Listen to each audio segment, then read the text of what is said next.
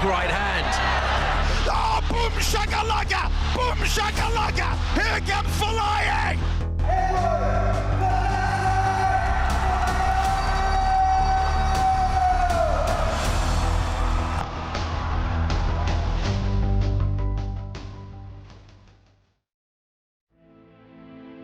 Importante talaga na i-uphold yung values ng martial arts. Kasi yun yung mga principles na hindi talaga mawawala eh.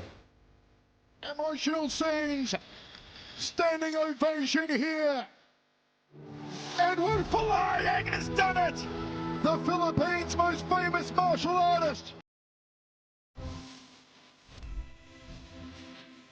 Bilang leader, kailangan mo mag-set ng magandang example sa mga members or mga juniors mo.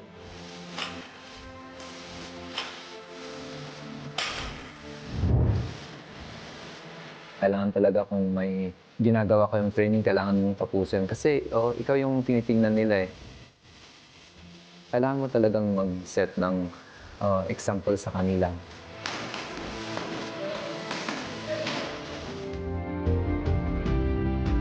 My strength as a fighter comes from my faith in God and on my family. To all those people who are always there, who believes in me and who are always there to support me in this endeavor.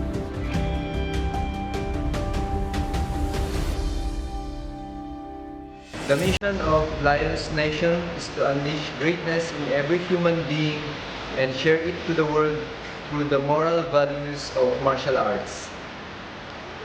His vision is a transformed martial artist into leaders and leaders into agents of change.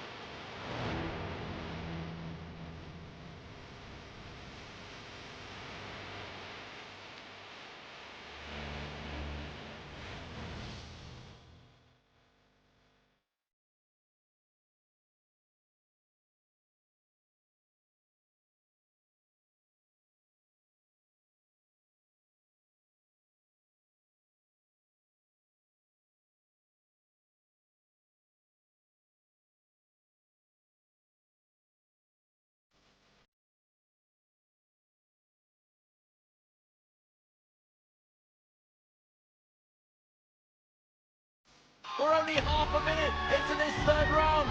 It's perpetual motion from the Filipino. And it is all over. We have a new One Championship lightweight title holder. And his name is Edward Folayan.